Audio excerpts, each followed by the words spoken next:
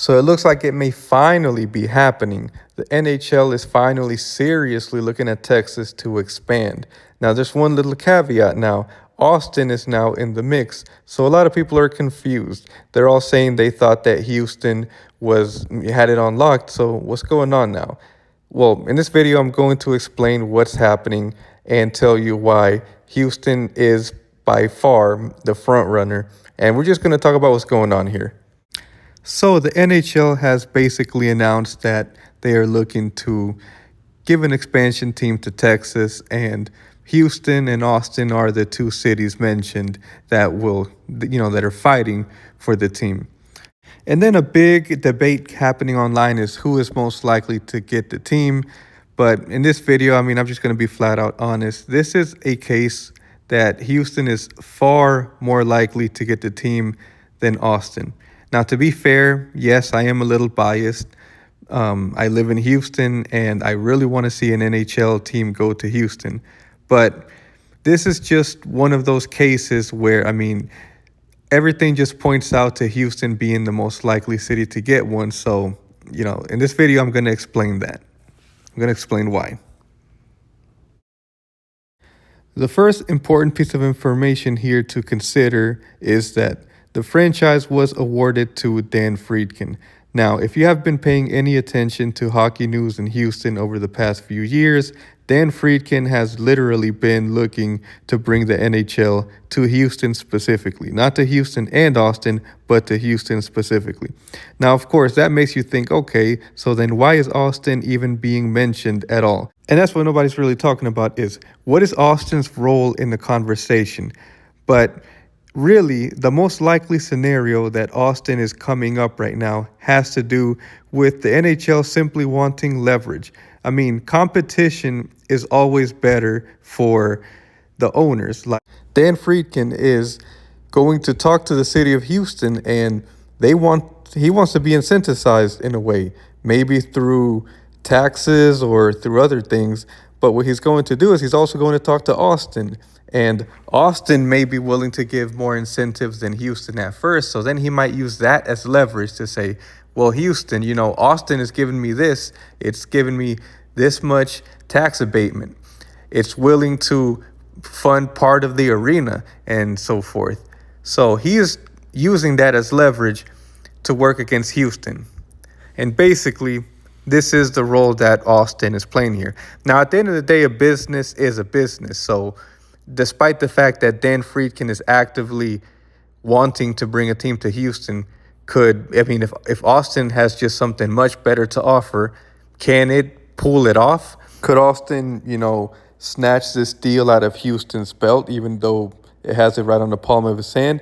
And the answer is yes. If Austin offers a much better product, Dan Friedkin could just chase the money. But I don't think that this is likely. And that's the next point that I'm going to explain. So, as a city, Houston is just a much more attractive place for the NHL to go.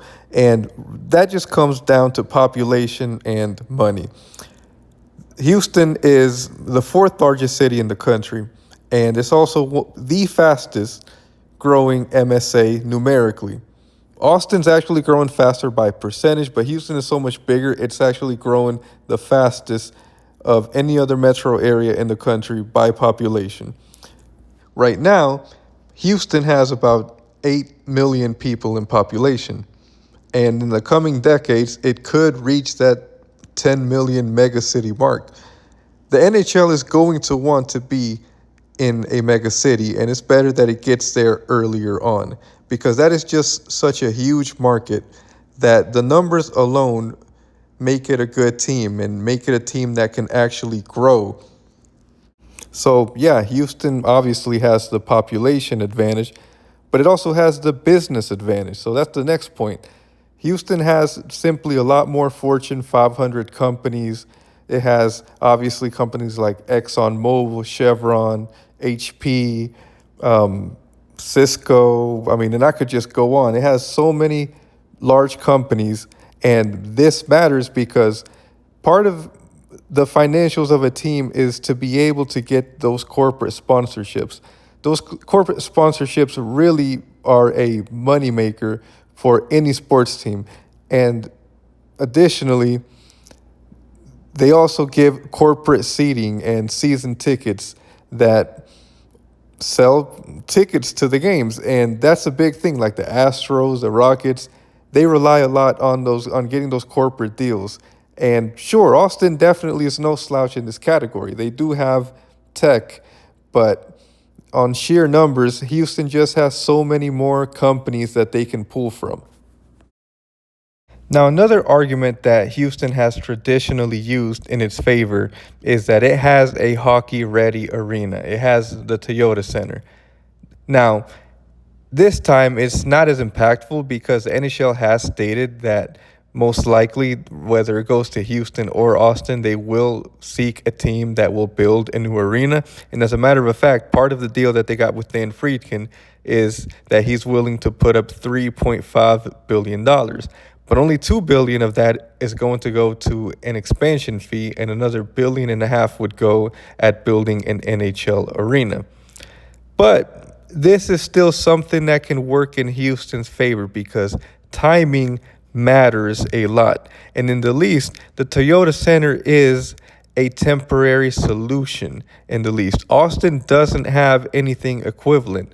So if both teams submit an equivalent bid, hypothetically, and Austin obviously doesn't have a place that could house an NHL team right now, Houston currently has somewhere that they could play for a couple of seasons while they finish building their new arena. So the NHL is going to look at that, and if it all comes down to timing, this could be a decision maker right here. Now, going back to Dan Friedkin, there have been active reports that he has been searching for an arena in the Houston area. Now, spoiler alert, a lot of these reports are saying the Woodlands and Montgomery County. Again, none of this is official information, but this has been heavily rumored. And it has been actually confirmed that the Woodlands has created a fund to bring a major sports franchise, specifically targeting the NHL. So, yes, there definitely is a lot of movement there. And again, all of these chips are falling in favor for Houston. And while Austin could potentially be a good market, in this case, it seems like it's being used as leverage to get Houston to cough up more money, more tax abatements, and things of that nature. So, yes, this is the case where Houston is the heavy favorite to land a team. And let's hope so, and let's hope that we get some news within the next year or so. It is a 6-month process, so hopefully we hear something.